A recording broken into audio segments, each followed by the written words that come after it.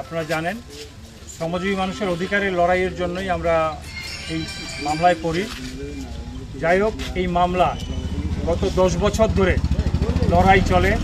সেই লড়াইতে আপনারা সকলে মিলে যেভাবে আমাদের সঙ্গে ছিলেন, সহযোগিতা করেছেন, আপনারা সহ গোটা পার্টি আমাদের উপর যে বিশ্বাস রেখেছে, যে আস্থা রেখেছে, যেভাবে আমাদের সহযোগিতার হাত বাড়িয়েছে, আমরা মনে করি মানুষের জন্য, শ্রমজীবী মানুষের লড়াইকে এগিয়ে নিয়ে যেতে এই সহমর্মিতা, এই লড়াই, এই কাজ আগামী দিন আরও বৃহত্তর হবে।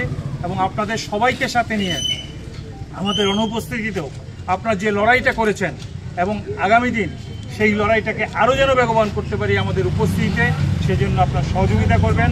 আমরা বিশ্বাস করি বর্তমান স্বৈরাচারী বিজেপি শাসন থাকবে না এবং তার পরাজয় অনিবার্য।